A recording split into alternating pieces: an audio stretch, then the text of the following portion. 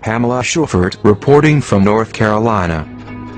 I was riding on a bus from Butte, Montana to North Carolina, when I met a young man all dressed up in full and impressive Army Ranger uniform.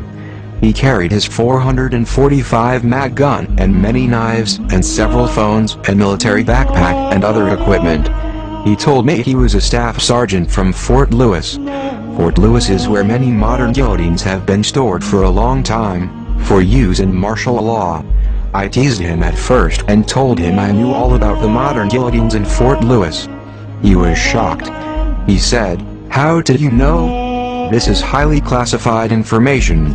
I told him that the US military was not telling the young man like him, but these guillotines will be used on Americans and Christians in the future under martial law, to behead all New World Order resistors.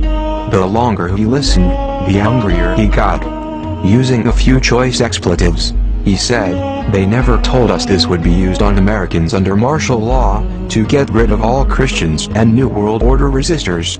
We thought they would be used in Iraq or something." He then asked me to tell him more and more. Finally, so angry at how they were being deceived and brainwashed, he told me, "I will never go along with this New World Order agenda. I am a Christian. I will contact my men in my platoon, 64, and those I can trust who are Christians. I will tell them the truth." I was supposed to go to Fort Hood for more special ops training next week, and then return to train my men in how to operate these guillotines. There is a special underground training center where the guillotines are. We are not allowed to bring in any cameras, cell phones, etc., because of high security and silence regarding these guillotines. They are 6.5 feet high, with hand restraints and a place for a person's head as they stand. We were going to use dummies for practice, but now I am refusing this assignment, and I will contact the men under me who I can trust, who will not go along with this NWO agenda and will come out instead with Humvees, weapons and everything we can get our hands on to fight this New World Order agenda. We parted him the next day. He told me he talked to his sister and family, and they were shocked. They were all military. They told him, "How do you know about this New World Order martial law agenda? It is all highly classified." When he told them about me, I had given him a copy of my Airman magazine with my famous USAF father's cartoon in it. He was quite amazed and impressed. He told me his USAF aunt would submit my name to USAF intelligence computers to see where I stood in the sight of the USAF. He told me, "She said you are red-flagged, subject to arrest and interrogation, and are classified by the USAF as a threat to national security." Me? A threat to national security? All for telling America the truth about coming martial law. This Army Ranger had told me that if he had been on the side of the New World Order agenda, he was authorized, as an Army Ranger with highest security clearance and much special ops training, to march me outside the bus and shoot to kill for knowing this classified information, or he could have called the nearest military base and had vehicles come to arrest me immediately and take me away for interrogation and termination. That is how classified my inside investigating and information reel is. Yesterday when I called him, he had even more shocking information for me. I am on the run, now. They are trying to pick me up and my USAF sister, too.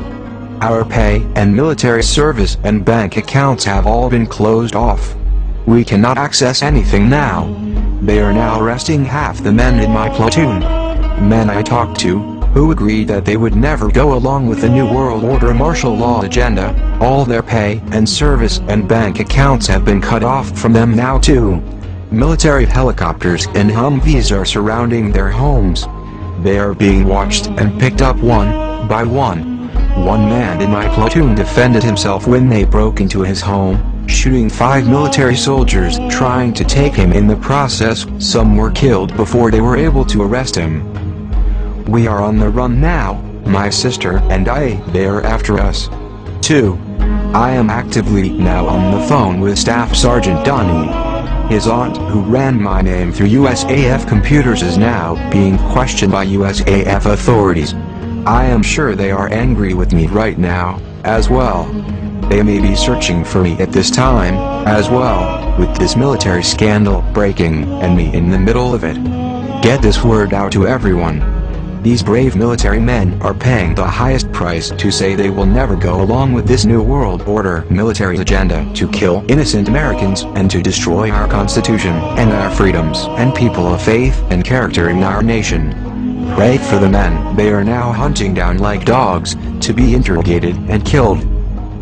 Pray also for me. I may be picked up soon for my role in this military scandal. Pray for the mercy of Yahweh the Messiah to preserve me through all this. Forward this breaking news to everyone on your email list. Now you know the guillotines are real.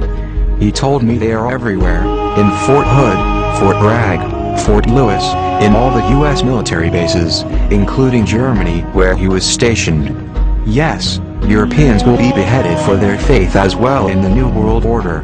Pass this on and pray for me. For Downey and his Christian men, they are hunting down from Fort Lewis.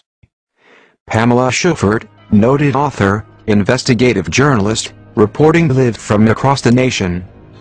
It is now time for the true believers of USA, Canada and for the whole world to prepare for the coming crisis.